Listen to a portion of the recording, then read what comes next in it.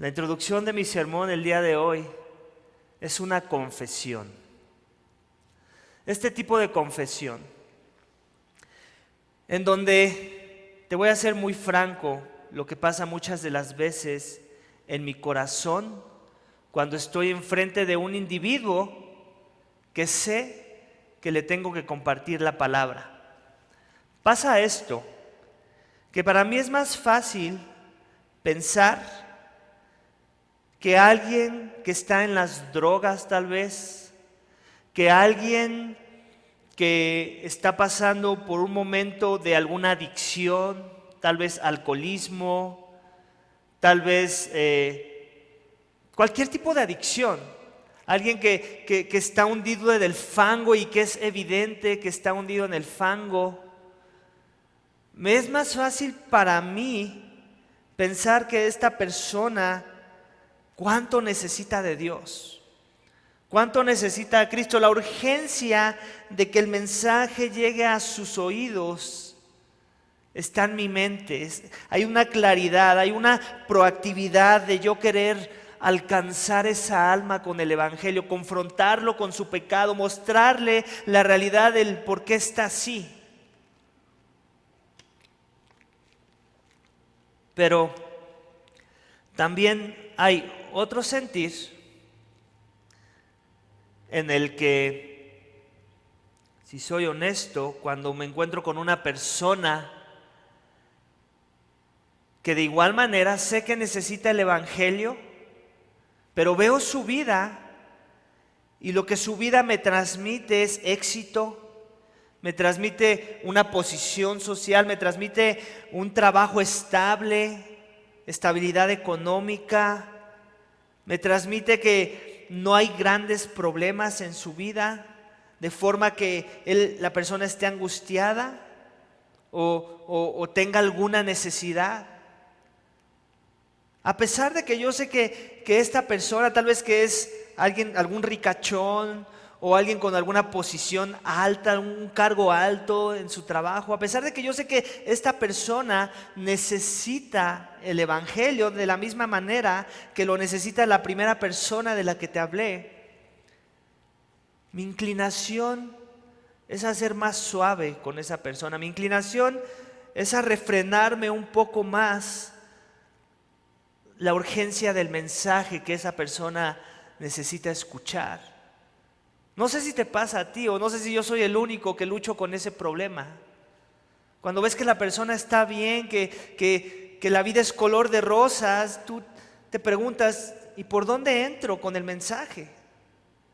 ¿Por dónde entro al corazón de esta persona para que entienda su más grande necesidad? Y esa es la tentación, ¿cierto? A pesar de que en nuestra teología entendemos claramente que las dos están bajo la misma condenación, las dos personas, el que está metido en el fango y el que no se ve tan metido en el fango, según mi parecer, según mi percepción, sabemos que ante los ojos de Dios ambos necesitan de la misma redención. Necesitan ser transformados, necesitan ser confrontados con su pecado, necesitan entender que su más grande problema es que la ira de un Dios santo permanece sobre ellos, al menos que se arrepientan. Esa es la realidad de las cosas, esa es la realidad de la vida de esas personas desde la perspectiva de Dios, pero mi tentación es a no verlo así, a pesar de que eso es verdad. A pesar de que yo lo sé, a pesar de que la Biblia dice que todos pecaron y todos han caído de la gloria de Dios. Todos han sido separados de su presencia. Entonces, ¿por qué esa la tentación? ¿Por qué? ¿Por qué esa mi inclinación a pensar que alguien no necesita tanto el Evangelio como la otra persona? Y algo de eso aprenderemos hoy en nuestros 2 capítulos de Hechos esta mañana. Vamos a seguir viendo la vida del apóstol Pablo, cómo él no tenía ningún problema con la tentación de mi confesión de esta mañana. Cómo él era firme en sus convicciones y no tenía ningún problema si estaba hablando a alguien que estaba convaleciente, muy hundido en su pecado, o si estaba hablando a alguien que estaba sentado en un trono, que tenía una posición jerárquica muy alta ante la sociedad, que tenía toda prosperidad terrenal. El título de mi sermón esta mañana es este: audiencias distintas, misma necesidad, mismo mensaje. Audiencias distintas, misma necesidad, mismo mensaje. Iglesia, necesitamos entender esto.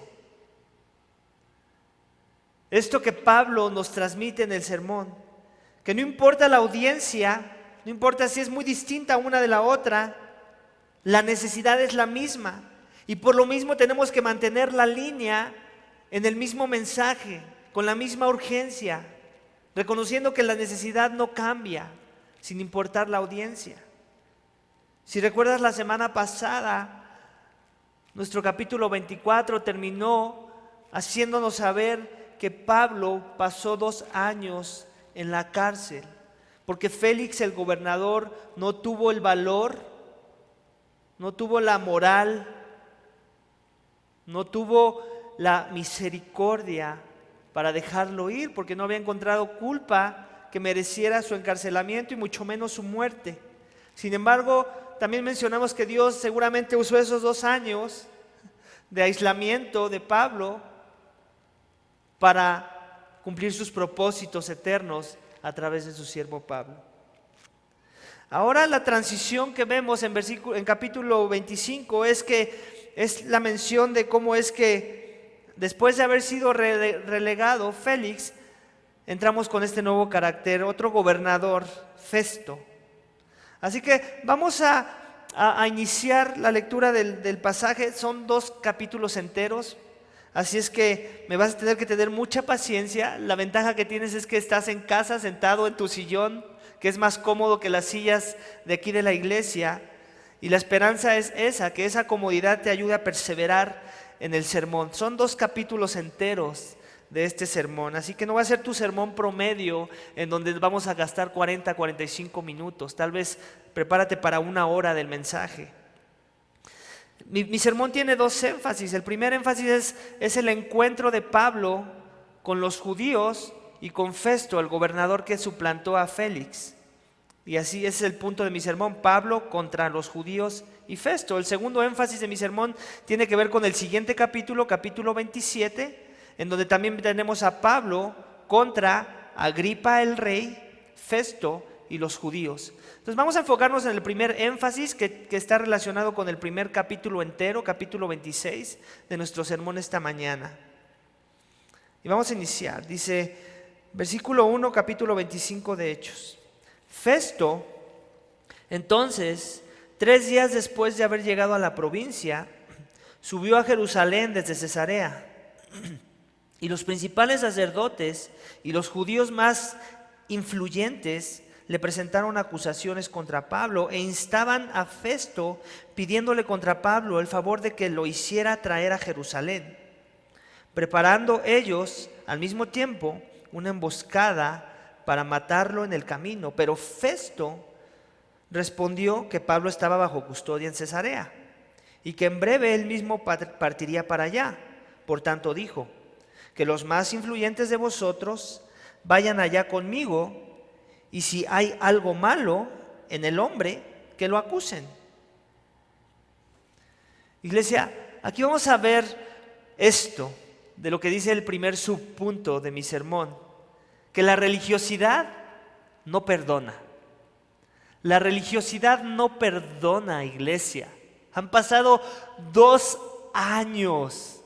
Y uno esperaría que después de 2 años de encarcelamiento, los judíos celosos de la ley ya se hubieran olvidado de la vida de Pablo. Está en una ciudad lejana a Jerusalén, y no solo eso, han pasado 2 años. Y en 2 años no se les ha podido olvidar que tienen ahí guardado a Pablo, que predica de la resurrección. Uno hubiera pensado que ya habían limado asperezas, uno hubiera pensado que ya habían dejado pasar su rencor en contra de Pablo, su celo para querer matarlo, pero el texto nos muestra que la religiosidad no perdona. El religioso es religioso de hueso colorado y no perdona. Y lo vemos aquí. No importa si pasó un año, no importa si pasaron 2 años, ellos todavía tienen un celo torcido por su religión, de forma que quieren traer el mismo daño que planearon y por el cual se llevaron a Pablo de la región de Jerusalén. Todavía instigan, todavía complotean en contra de él, y por eso vemos entre paréntesis en el texto que ellos estaban preparando al mismo tiempo una emboscada para matarlo, la misma emboscada de la cual Pablo se enteró cuando su sobrino vino y le dijo que había una emboscada en su contra, que había un ayuno que 40 hombres habían propuesto para matarlo. Iglesia, la religiosidad es un cáncer. Es por eso que Jesucristo no se tentaba en declarar la hipocresía de la religiosidad cuando caminó entre el pueblo judío. Él no tenía ningún problema en traer a la luz, en sacar los trapitos al sol de los religiosos fariseos que lo juzgaban, que tenían apariencia de piedad, que creían que eran paredes blanqueadas, pero que por dentro eran huesos secos. Iglesia, la religiosidad también es persuasiva, también es insistente, también es devota a la religiosidad. Y esa es la primera advertencia de la cual quiero que te lleves de este sermón. Ten mucho cuidado que tu pasión por Dios sea una pasión auténtica, fundamentada en la verdad, donde el Espíritu de Dios es el que domina tus motivaciones, y que no sea la religiosidad de muchos que aún se presentan en las iglesias y se sientan entre nosotros y a veces hasta sirven, y sirven muy bien, a veces sirven mejor que los santos, pero que sus motivaciones son religiosas, son aparentalistas, son de cumplir por cumplir, no porque hay amor por Dios. Ten cuidado que ese no seas tú, porque el problema, el peligro en el que estás es que te puedes ver muy celoso de tu religiosidad y puedes ir a casos extremos, estar dispuesto aún a matar, como lo vemos aquí, por tu religiosidad. Pero la pregunta es si mi religiosidad es bíblica o no. Todos somos unos religiosos, eso ya está probado. La pregunta es si mi religiosidad es piadosa o es mundana. Entonces, esa es la primera advertencia, iglesia. Ese es el primer peligro y lo podemos ver aquí en la vida de los perseguidores de Pablo. La religiosidad no perdona. Vamos a continuar la lectura, versículo 6. Después de haberse quedado no más de 8 o 10 días entre ellos, descendió a Cesarea. Y al día siguiente se sentó en el tribunal y ordenó que trajeran a Pablo. Cuando éste llegó, lo rodearon los judíos que habían descendido de Jerusalén, presentando contra él muchas y graves acusaciones que no podían probar. Mientras Pablo decía en defensa propia: no he cometido ningún delito, ni contra la ley de los judíos, ni contra el templo, ni contra el César. Pero Festo, queriendo hacer un favor a los judíos, respondió a Pablo y dijo: ¿estás dispuesto a subir a Jerusalén y a ser juzgado delante de mí por estas acusaciones? Entonces Pablo respondió: ante el tribunal de César estoy, que es donde debo ser juzgado. Ningún agravio he hecho a los judíos, como también tú muy bien sabes. Si soy pues un malhechor y he hecho algo digno de muerte, no rehúso a morir. Pero si ninguna de esas cosas de que estos me acusan es verdad, nadie puede entregarme a ellos. Apelo al César. Entonces Festo, habiendo deliberado con el consejo, respondió: al César has apelado, al César irás.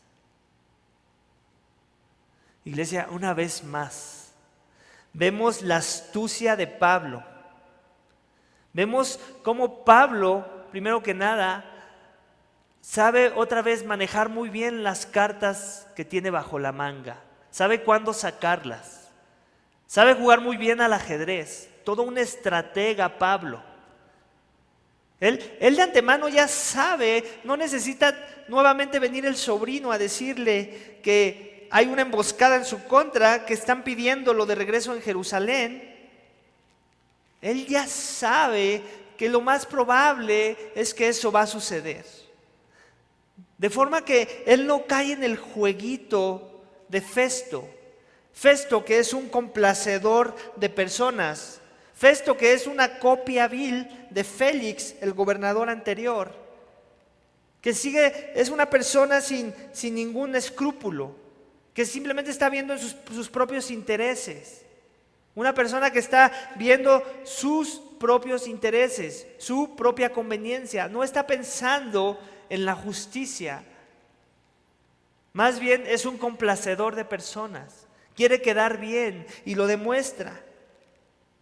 Porque aunque en la sección pasada vemos que le dice a los judíos, él está bajo custodia en Cesarea. Nunca les dijo no. Más bien le hizo la propuesta a Pablo. Y Pablo, muy astuto, él está apelando a su ciudadanía romana, aunque aquí no lo menciona. Está implícito en el mensaje. Y algo que podemos aprender de Pablo, que es el segundo subpunto de mi primer punto de mi sermón, es que la conciencia de Pablo lo aguanta todo. Lo aguanta todo. ¿A qué me refiero con esto? Checa lo que dice referente a él mismo para comparecer. Dice, versículo 11, si soy pues un malhechor y he hecho algo digno de muerte, no me rehúso a morir. Él no tiene ningún problema de morir. ¿Por qué? Porque su conciencia está limpia. Él está dispuesto a morir si eso es lo que él merece. Él no tiene ningún problema de comparecer y ser juzgado y ser encontrado culpable. Obviamente él sabe que no hay culpa en su contra, que las acusaciones en contra de él son meras calumnias, son falsas. Sin embargo, él tiene una conciencia tan limpia que aún está dispuesto a profesar esas palabras con su boca, como diciendo, si yo merezco la muerte, mátenme. Pero si no la merezco, si estas cosas de las que me acusan no son verdad, nadie me puede entregar a ellos. En otras palabras, no voy a caer en su juego. Yo ya sé cuál es lo que me espera si yo voy a Jerusalén. Así es que no estoy dispuesto a jugar el juego de los hombres. Y por eso es que él usa su estatus como romano, haciendo alusión a César. Y por eso es que Festo declara sobre él que has apelado a César, entonces va a ser con César con quien vamos a traer juicio sobre ti. Así es que nuevamente Pablo, enfrentando a sus acusadores, enfrentando la injusticia de los hombres, pero siendo muy astuto como para poder defenderse de la calumnia, poder defenderse de la injusticia. Continuamos la lectura, iglesia. Pasados varios días, el rey Agripa y Berenice llegaron a Cesarea y fueron a saludar a Festo. Como estuvieron allí muchos días, Festo presentó el caso de Pablo ante el rey diciendo, hay un hombre que Félix dejó preso, acerca del cual, estando yo en Jerusalén, los principales sacerdotes y los ancianos de los judíos presentaron acusaciones contra él, pidiendo sentencia condenatoria contra él. Yo les respondí que no es costumbre de los romanos entregar a un hombre sin que antes el acusado confronte a sus acusadores y tenga la oportunidad de defenderse de los cargos. Así que cuando se reunieron aquí, sin ninguna demora, al día siguiente me senté en el tribunal y ordené traer al hombre. Levantándose los acusadores, presentaron acusaciones contra él, pero no de la clase de crímenes que yo suponía, sino que simplemente tenían contra él ciertas cuestiones sobre su propia religión y sobre cierto Jesús ya muerto, de quien Pablo afirmaba que estaba vivo. Pero estando yo perplejo cómo investigar estas cuestiones, le pregunté si estaba dispuesto a ir a Jerusalén y ser juzgado de estas cosas allá. Pero como Pablo apeló que se le tuviera bajo custodia para que el emperador diera el fallo, ordené que continuase bajo custodia hasta que yo lo enviara al César. Entonces Agripa dijo a Festo: a mí también me gustaría oír al hombre mañana. Dijo Festo: lo oirás. Es común, ¿cierto?, que cuando tenemos dudas sobre cuestiones, y no tanto dudas, porque el caso no nos deja ver dudas, hay una claridad de que el emperador no encuentra culpa en Pablo, de forma que lo correcto debió haber sido dejarlo ir, dejarlo en libertad. Pero su temor a los hombres era tan grande. El querer complacer a los hombres puede dominar tanto a una persona que puede preferir traer injusticia sobre algún acto o alguna situación en particular con tal de que su temor siga ahí, no sea removido. ¿Por qué? Porque es un complacedor de personas. Y eso es lo que vemos aquí en la vida de Festo, alguien que es un complacedor de personas y como no tiene el valor civil de dar un veredicto sobre su acusado, mejor lo trae en consejo a alguien de siguiente rango, alguien que es superior en rango que él. Entonces vemos en la historia que aquí tenemos a este rey Agripa y Berenice. Berenice no es su esposa, es su hermana, que llegan a Cesarea a saludar a Festo, seguramente de la misma forma que Festo fue y de alguna forma mostró su presencia bajo su nuevo cargo en una región como Jerusalén que estaba bajo su cargo. También de la misma forma Agripa quiso conocer a esta persona, Festo, que estaba suplantando a Félix, y como una forma de mostrar cordialidad van y lo visitan en su región.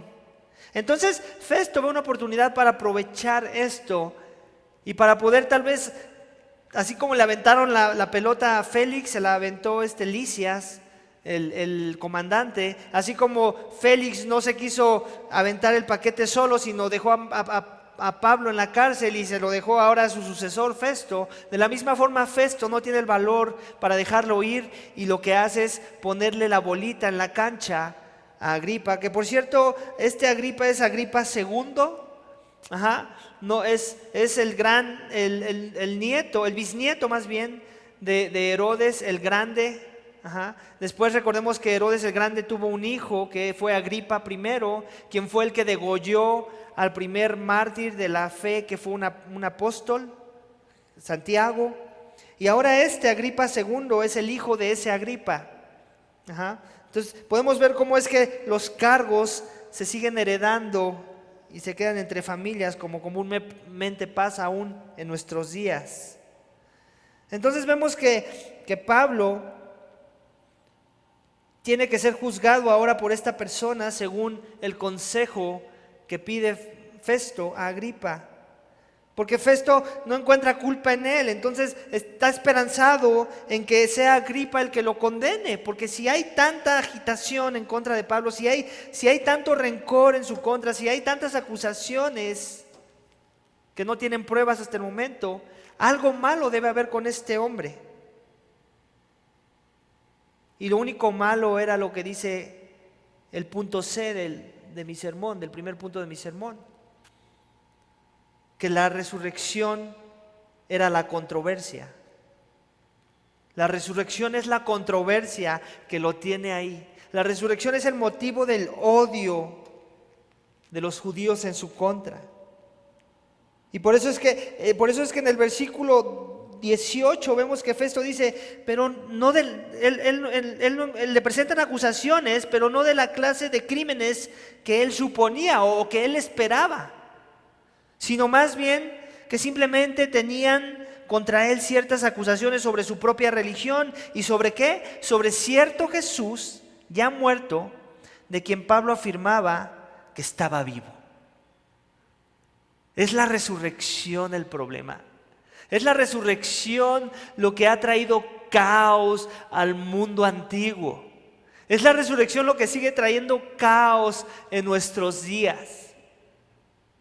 Y eso es lo que hace que Festo se rasque la cabeza. ¿Cómo es posible? ¿Cómo culpar a una persona que tiene problemas de diferencias doctrinales? ¿Por qué acusarlo de tal forma? ¿Por qué matarlo? La resurrección, iglesia, sigue siendo el tema central de la fe cristiana. La resurrección sigue siendo el escándalo de los hombres. Es la esperanza, pero también es el escándalo. Y aquí lo vemos. Y otra vez vemos el celo, el tinte de celo de la religiosidad. Ahí dice un versículo antes, versículo 17, sin ninguna demora. No se demoraron, apenas fueron invitados a juzgar a Pablo, a encararlo, a traerle nuevamente acusaciones en su contra. Ellos aceptaron la invitación. Sin embargo, Festo por lo menos tuvo la cordialidad de reconocer que los cargos en contra de Pablo no eran dignos de que él mereciera la muerte. Sin embargo, le pasa la pelotita a Agripa. Y Agripa, como toda persona orgullosa, que viene de un linaje de personas orgullosas, ¿qué es lo que va a hacer? Va a tratar de ayudar al pobrecito de Festo mostrando su sabiduría. De forma que le dice que él le gustaría oír a Pablo. Y Pablo dijo, mañana mismo tú lo oirás. Y eso nos lleva a la siguiente sección, versículo 23. Pon nuevamente tus ojos en la palabra de Dios, versículo 23. Dice, así que al día siguiente, cuando Agripa y Berenice entraron al auditorio en medio de gran pompa, acompañados por los comandantes y los hombres importantes de la ciudad, por orden de Festo fue traído Pablo. Y Festo dijo, Rey Agripa, y todos los demás que están aquí presentes con nosotros, aquí veis a este hombre acerca de quien toda la multitud de los judíos, tanto en Jerusalén como aquí, me hizo una petición declarando a gritos que no deben vivir más. Pero yo encontré que no había hecho nada digno de muerte. Y como él mismo apeló al emperador, he decidido enviarlo. Pero no tengo nada definido sobre él para escribir a mi señor. Por eso lo he traído ante vosotros y especialmente ante ti, Rey Agripa, para que después de que se le interrogue, yo tenga algo que escribir. Porque me parece absurdo el enviar un preso, no informar también los cargos en su contra. Iglesia, cuando no hay convicción en nuestras vidas, cuando no hay convicción en nuestros corazones, la falta de convicción es expuesta de muchas formas. Como cristianos, iglesia, tenemos que tener convicciones fuertes sobre lo que creemos. Y esas convicciones deben de dirigir nuestras acciones, nuestra conducta, la forma en la que tratamos a los demás. Una convicción que esté dispuesta a perderlo todo, una convicción que esté dispuesta a buscarse aún enemigos por culpa de nuestras convicciones. En este caso, el último punto del primer punto de mi sermón es que hay una falta de convicción y esta es expuesta. Lo podemos ver con Festo. Él no encuentra culpa, él ya lo dice, él no encuentra nada que sea hecho digno de muerte. Él mismo reconoce que si no tiene nada de qué acusar a alguien, ¿como para qué lo va a enviar al César? ¿Con qué cargos? ¿Te puedes imaginar eso? Que alguien te agarra en la calle y te presenta ante el ministerio público. Ujú. Y después llega alguien que es tu acusador y le dice, sí, métanlo a la cárcel, él merece morir, merece estar en cadena perpetua en la cárcel. Y tú dices, bueno, ok, y si eso es verdad, pues trae las acusaciones en mi contra. ¿Cuáles son los delitos que he cometido? ¿Cuáles son las faltas? ¿Qué reglas he roto? ¿Qué leyes he roto? Y tú sabes que la lógica es esta, que si no se presenta nada en tu contra, si no hay ni siquiera una acusación en tu contra, entonces lo único que tiene sentido y lógica es que te dejen ir. Pero en el caso de Pablo, de la injusticia que vemos aquí en contra del apóstol Pablo, es que no pasa eso, sino más bien pasa la pelotita a Agripa, introduce o presenta Festo a Pablo con Agripa para que entonces den inicio a un juicio más. Un juez más, un falso juez más que lo va a juzgar. ¿Por qué? Porque es absurdo enviarlo con César sin un documento que presente los cargos. Entonces, esa es su esperanza de Festo. Esa es la esperanza de los hombres cuando no tienen a Dios. Confían en otros hombres, para que sean otros hombres los que hagan el trabajo, para que sean otros hombres los que tomen las decisiones difíciles, para que sean otros hombres los que manejen decisiones basadas en sus convicciones, porque en el caso de Festo, como es el caso de muchos religiosos, no hay convicciones. Y cuando no hay convicciones, yo le voy a dar la vuelta a la responsabilidad. Y ese es otro aspecto que me gustaría tocar, iglesia, como iglesia que somos. Como cristianos que somos, se nos ha dado una revelación que es divina, una revelación que provoca convicciones del tipo que no hay en este mundo, que ninguna organización o institución de este mundo te puede dar. Y esas convicciones tienen que permear nuestras vidas y moldearlas de tal forma que si yo actúo ante diferentes circunstancias y no estoy filtrando esas circunstancias según las convicciones que Cristo me ha dado, por lo que Él ya hizo por mí, por el regalo de la salvación, si yo no las filtro a la luz de la necesidad de proclamar un mensaje que va a traer libertad a los cautivos, si no las uso a la luz de reconocer que Dios me salvó en comunidad y que Él quiere que yo impacte al mundo con el mensaje que me salvó junto con otros, y que eso implica defender el mensaje, proteger el mensaje, que eso implica que yo camine con otros y marchemos juntos para avanzar la obra, y que eso implica que cuando vengan los enemigos, que cuando vengan la oposición,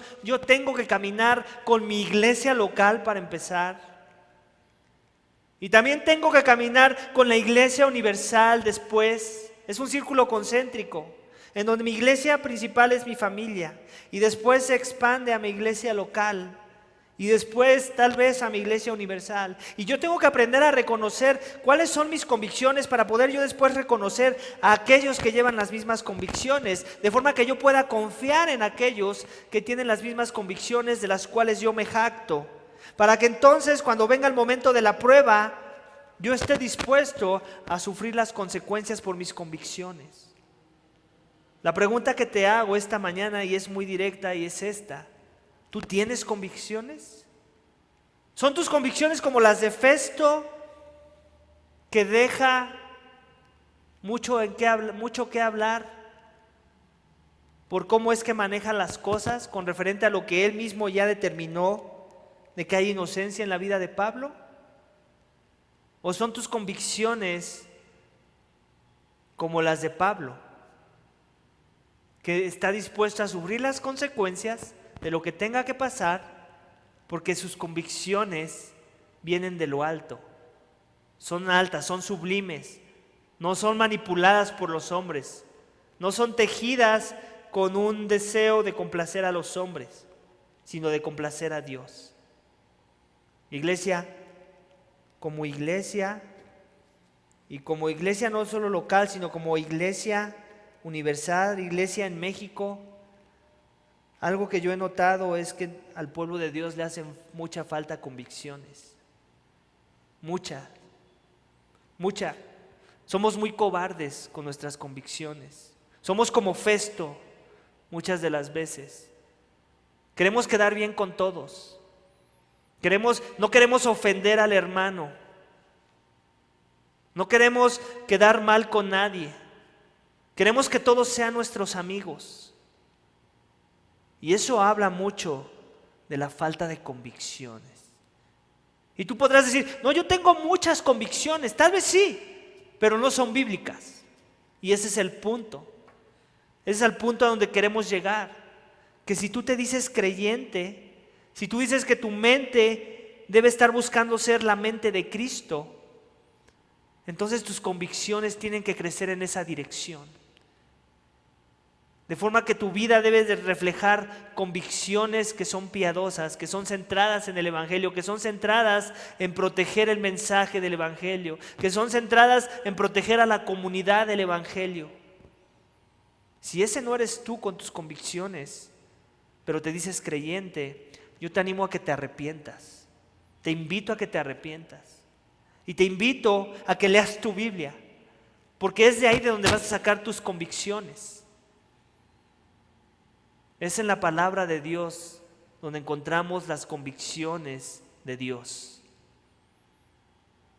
Así es que, iglesia, ese es el último subpunto del primer punto de mi sermón.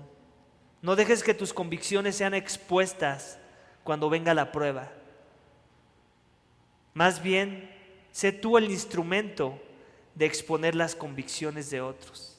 Te voy a dar un ejemplo de aplicación, rápido. Ahorita no estamos reunidos aquí, ¿verdad? Y la esperanza que hay en mi corazón es que muchos de ustedes estén sufriendo, estén tristes, estén desconsolados de que no pudimos tener un servicio de adoración regular con la comunidad de los santos. ¿Por qué? Porque aman al Señor y aman a su pueblo. Aman servir al pueblo de Dios y aman escuchar la proclamación del Evangelio de una forma en la que podemos interactuar los unos con los otros para edificar al cuerpo de Cristo. Entonces, esa sería una convicción sana.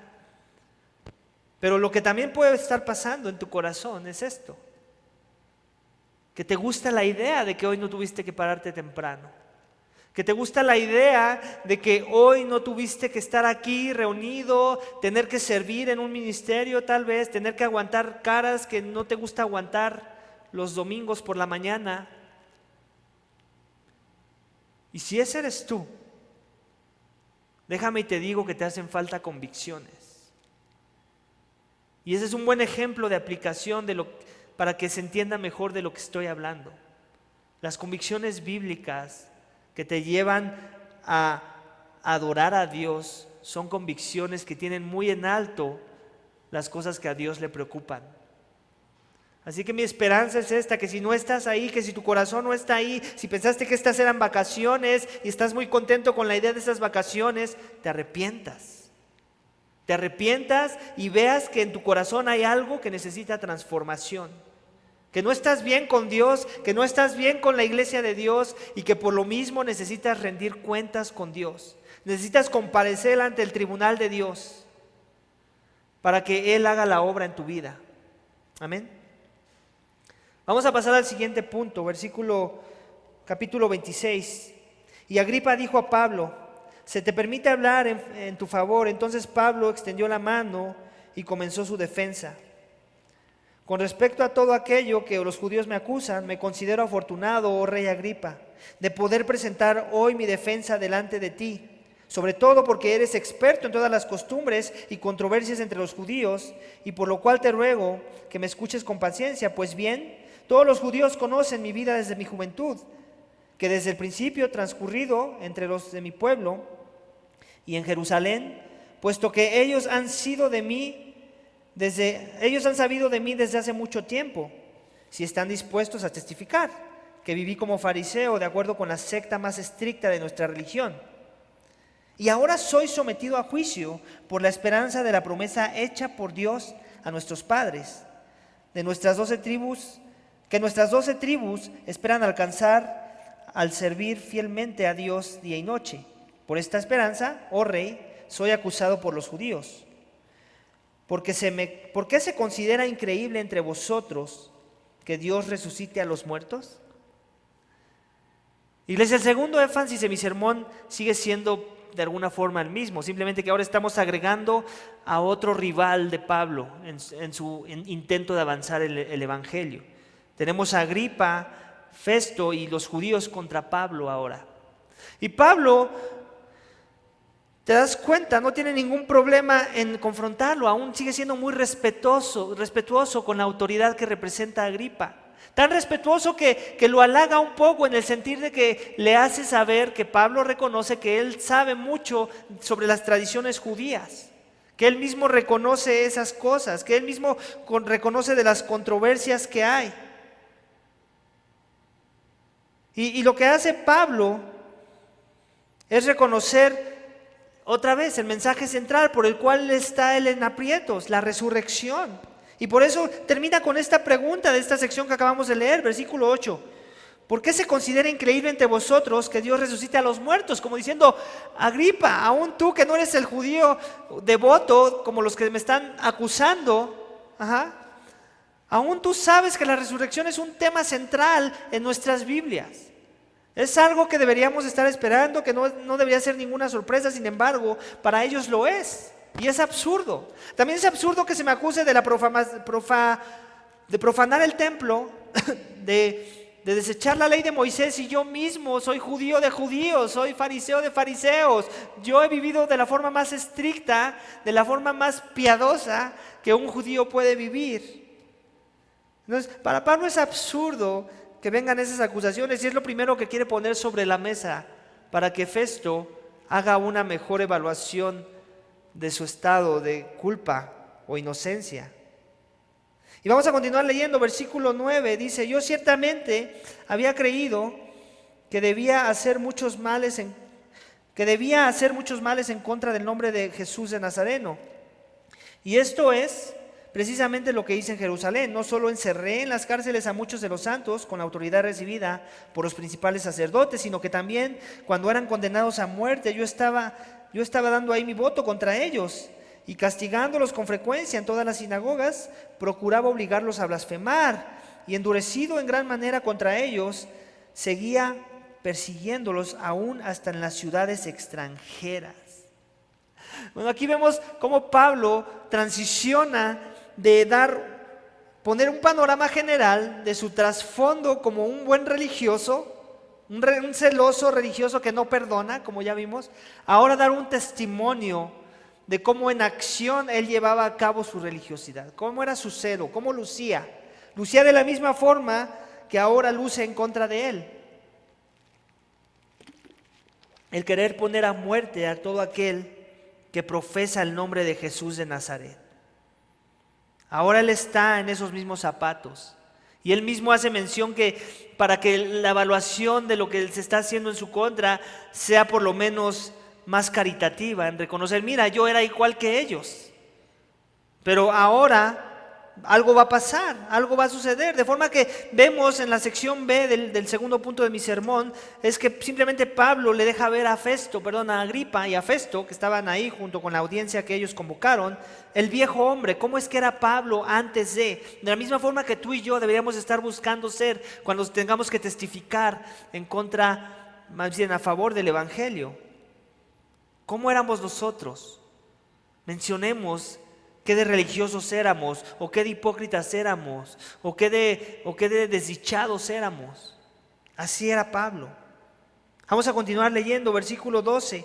Ocupado en esto, cuando iba para Damasco con autoridad y comisión de los principales sacerdotes, al mediodía, oh rey, yendo de camino, vi una luz procedente del cielo más brillante que el sol, que resplandecía en torno mío y de los que viajaban conmigo. Y después de que todos caímos al suelo, oí una voz que me decía en el idioma hebreo: Saulo, Saulo, ¿por qué me persigues? Dura cosa te es dar coces contra el aguijón. Yo entonces dije: ¿quién eres, Señor? Y el Señor dijo: yo soy Jesús, a quien tú persigues. Iglesia, en esta sección vemos el encuentro con Jesús. Pablo quiere dejar bien en claro que su transformación no vino como que si se le hubiera zafado un tornillo nada más, y que ahora por eso ya estaba del otro bando, por decirlo así. Él quería dejar bien en claro que fue el motivo de haber tenido un encuentro con una persona que era superior en autoridad a él, lo cual lo transformó.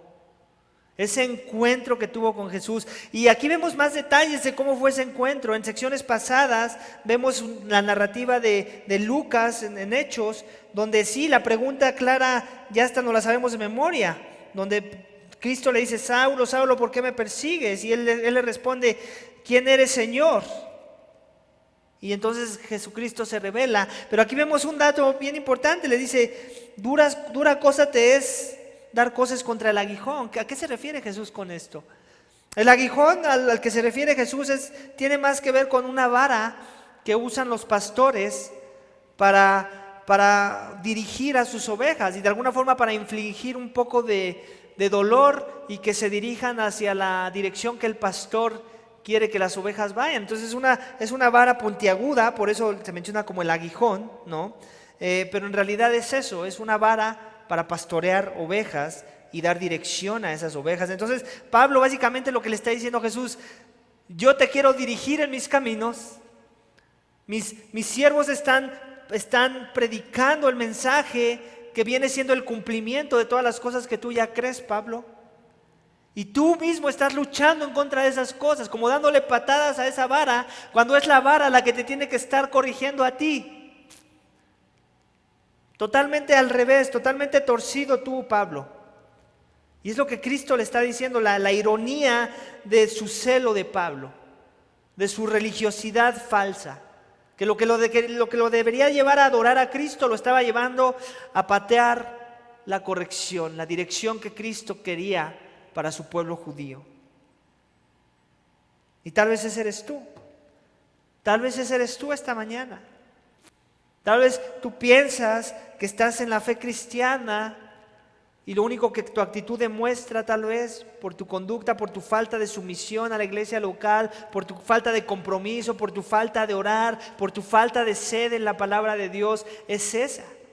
Que en realidad pareciera que estás, pero no estás. Estás pateando en contra de la dirección y los medios de gracia que Dios te ha dejado para que le busques y le honres como Él merece.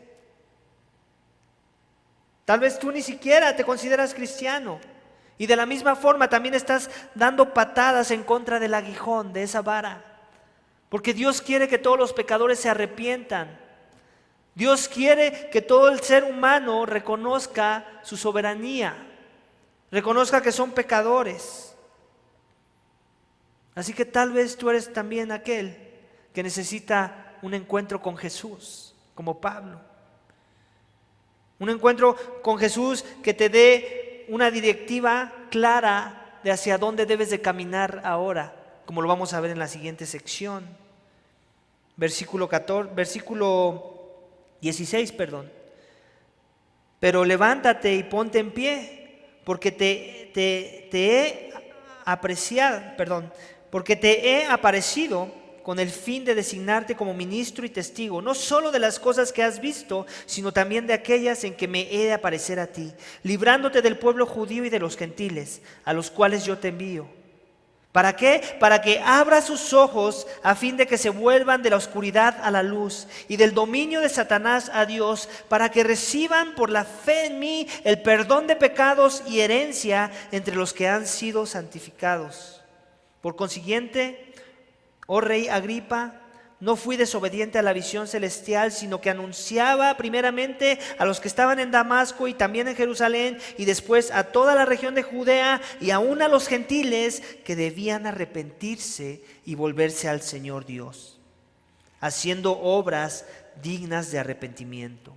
Por esta causa, algunos judíos me prendieron en el templo y trataron de matarme. Así que, habiendo recibido ayuda de Dios, continúo hasta este día testificando tanto a pequeños como a grandes, no declarando más de lo que los profetas y Moisés dijeron que sucedería, que el Cristo debía de padecer y que por motivo de su resurrección de entre los muertos, Él debía ser el primero en proclamar luz tanto al pueblo judío como a los gentiles. Iglesia, aquí podemos ver la comisión de alguien que ha tenido un encuentro con Jesús. Si tú en realidad eres un siervo de Cristo, esta es la comisión que debería de consumir tu día a día. El entender esto, que todos los hombres, sin importar si es la persona que se veía muy hundida en el fango de mi ilustración, o si es la persona que ante la sociedad se ve muy bien, parece que no le duele nada, ambos tienen el mismo problema. Y su problema es que viven en la oscuridad y necesitan venir a la luz, que viven bajo el dominio de Satanás y necesitan ser liberados de ese dominio. Y eso era lo que consumía a Pablo, esa realidad de reconocer que las almas vivían o en un estado de esclavitud al pecado o en un estado de esclavitud a Jesús. Esta mañana esa es tu condición, que me escuchas. O eres esclavo de Cristo o eres esclavo de Satanás. O eres esclavo de Cristo y todo lo que eso representa, o eres esclavo de Satanás y todo lo que las tinieblas representan. Tu condición es esta si aún no le conoces. Necesitas venir a la gracia, necesitas venir al Evangelio de Cristo, necesitas el perdón de pecados que es por medio de la fe para recibir una herencia que solo pueden recibir los que son santificados por esa fe. Para que tu corazón sea transformado, para que reconozcas tu más grande necesidad, para que no importa si te va muy bien en la vida, si podría ser el modelo de la revista que habla de que a alguien le va muy bien en la vida, no importa si se pudiera hacer tú, la realidad es esta, que todos vivimos en tinieblas y bajo condenación por culpa de nuestro pecado, que necesitas que te amanezca la luz que le amaneció a Pablo en el camino a Damasco, la gracia de Dios que vino a los hombres y que se manifestó a nosotros, a los gentiles y a los judíos. Y que, como dice aquí, que no solo se manifestó, no solamente cumplió la ley y los profetas, no solo los profetas y la ley de Moisés declararon a este Mesías, a este Salvador Redentor que iba a venir a traer libertad a los cautivos, sino que también Él mismo después resucitó al tercer día, después de su muerte. Una muerte que era demandada por culpa de tu pecado y mi pecado. Es esa misma muerte la que provocó tu pecado y mi pecado. Pero ahora hay esperanza, porque aquí dice en el último versículo de la sección que acabamos de leer, versículo 23, que Él debía ser el primero en proclamar luz tanto al pueblo judío como a los gentiles. Él fue el primero en proclamar este mensaje. Un mensaje de salvación, un mensaje de resurrección, un mensaje de amor, en donde el siervo de Dios tomó la culpa por nuestro pecado, se hizo carne y recibió la ira de su Padre, y después resucitó para anunciar a los hombres que hay salvación en su nombre, y que por medio de Él todos podemos ser salvos. Por gracia, por medio de la fe en Él. Así que sea este Jesús al que te está invitando Pablo esta mañana, el que remueve las tinieblas de los corazones de los hombres, el que trae libertad a los cautivos para que pasen del reino de las tinieblas al reino de la luz, para que su maestro no sea más Satanás, el príncipe de este mundo que ciega la vista y nubla los corazones, sino Jesús, el príncipe de luz que trae paz y perdón de pecados. Así que si ese eres tú, yo te invito a que vengas al Evangelio de la gracia de Dios, que te arrepientas, como dice aquí, y que muestres frutos dignos de arrepentimiento. que tu vida sea transformada por medio del Evangelio, para que ahora vivas para Dios, en comunión con Dios, reconociendo que tú no eres nada y Él es todo, y que Él te salva de tu más grande problema. Amén. Vamos a continuar leyendo, iglesia, versículo 24. Mientras Pablo decía esto en su defensa, Festo dijo a gran voz: Pablo, estás loco, tu mucho saber te está haciendo perder la cabeza. Mas Pablo dijo: no estoy loco, excelentísimo Festo, sino que hablo palabras de verdad y de cordura, porque el rey entiende estas cosas, y también le hablo con confianza, porque estoy persuadido de que él no ignora nada de esto, pues esto no se ha hecho en secreto. Rey Agripa, ¿crees en los profetas? Yo sé que crees. Y Agripa respondió a Pablo: ¿en poco tiempo me persuadirás a que me haga cristiano? Y Pablo dijo: quisiera Dios que ya fuera en poco tiempo o en mucho, no solo tú, sino también todos los que hoy me oyen llegaran a ser tal como yo soy, a excepción de estas cadenas. Iglesia, esa es la respuesta de un incrédulo. A alguien que se le predica el mensaje más hermoso de salvación y que lo desecha de la forma más absurda. Alguien que se le predica el mensaje que, como dice aquí, no simplemente fue proclamado en secreto. Pablo reconocía que el Evangelio él no era el único que predicaba ese mensaje. Había toda una legión de soldados de Cristo proclamando ese mensaje. Era algo que ya había llegado a oídos del mismo César. Y Pablo los confronta con la realidad de reconocer su vileza y de venir a Cristo. Pero siempre va a haber aquellos que se burlan del mensaje, y si ese eres tú, síguete burlando. Va a llegar un día en que Dios va a tener la última carcajada. Va a llegar un día en el que el que se burla es el que está sentado ahí en el trono, juzgando a todos los hombres según sus obras.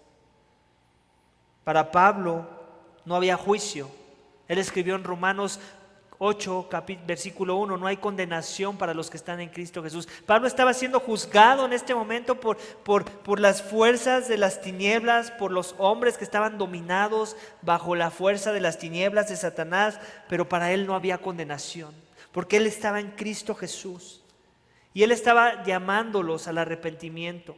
Él estaba llamando la incredulidad de la audiencia, como dice el punto E del segundo énfasis de mi sermón, para que vinieran a la luz. Pero esa audiencia, lejos de arrepentirse, de humillarse, de reconocer su necesidad de este Cristo que Pablo predicaba, se mofaba y le llamaban loco. Pero Pablo decía: no es locura, es verdad y cordura. La misma verdad y cordura que se predica aún a la fecha por aquellos que son hijos del reino. No hay persona más cuerda que un cristiano.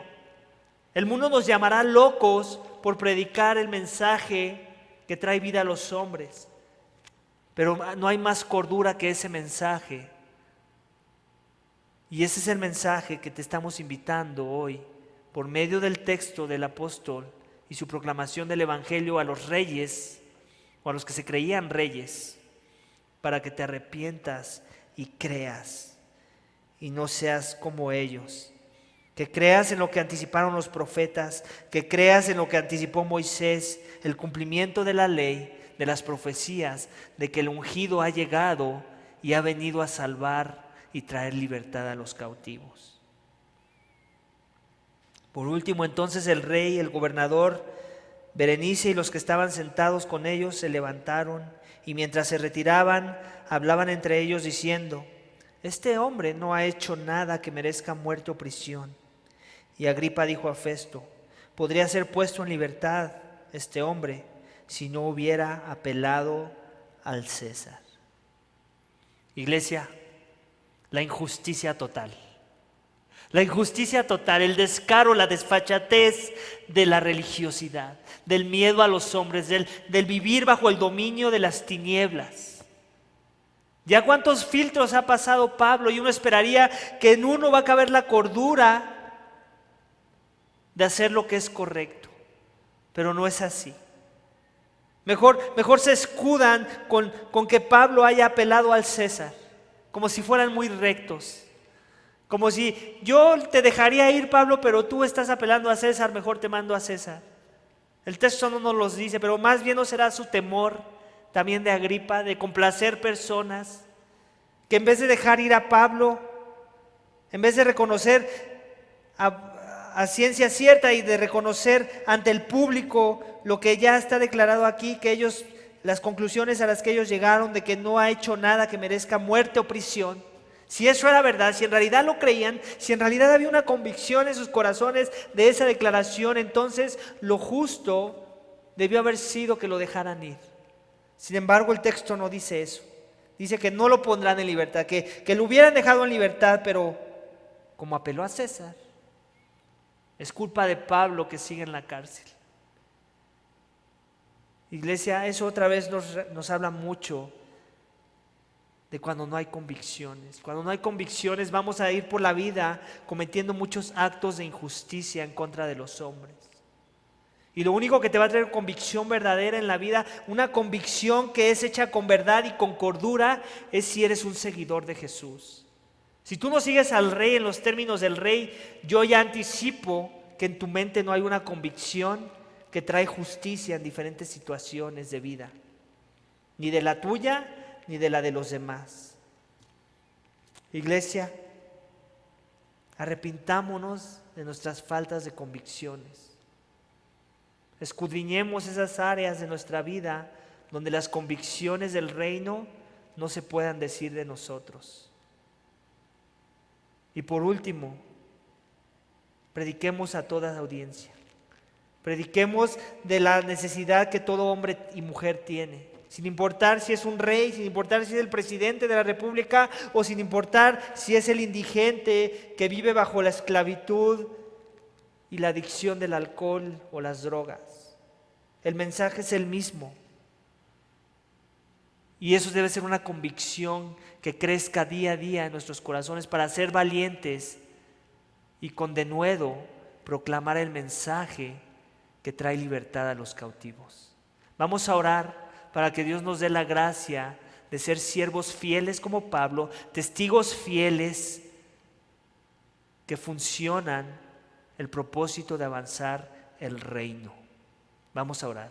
Señor, te damos gracias por tu palabra. Gracias por los 2 capítulos penúltimos de la serie de Hechos. Gracias por el libro de Hechos, la bendición que ha sido para nuestros corazones, el poder ser alimentados con tu palabra, el poder crecer en convicciones para ser verdaderos siervos tuyos, guerreros fieles que están dispuestos a perderlo todo porque entendemos que algo está pasando allá afuera y no es el coronavirus, no es el cáncer, no es el SIDA, no es ninguna enfermedad mortal, es el virus más terrible que todos los hombres, bajo el cual todos los hombres están siendo afectados, que es el pecado que trae muerte a los hombres. Ayúdanos a proclamar la vacuna contra ese mal, a proclamar el evangelio de la gracia de Dios, de las buenas nuevas, de que el Hijo vino, se hizo carne, murió, vivió la vida perfecta que nosotros no pudimos vivir, pagó la condena que nosotros merecíamos, resucitó al tercer día y ahora está sentado a la diestra del Padre, para que todo aquel que crea en Él venga a Él en arrepentimiento y fe, no se pierda y tenga vida eterna y crezca en unas convicciones de reino. Ayúdanos, Señor, a proclamar este mensaje y más ahora en estos tiempos donde tú has abierto una puerta para que los hombres piensen un poco más en la fragilidad de sus vidas, en lo efímero que es esta vida y la necesidad de poner nuestros ojos en las cosas eternas. Danos gracia para hacerlo, danos convicciones altas, abre puertas y ayúdanos a ser valientes como Pablo, a predicar a toda audiencia, reconociendo que todos tienen la misma necesidad del mismo mensaje. Todo esto te lo pedimos y te damos gracias en el nombre de tu Hijo amado Cristo Jesús. Amén.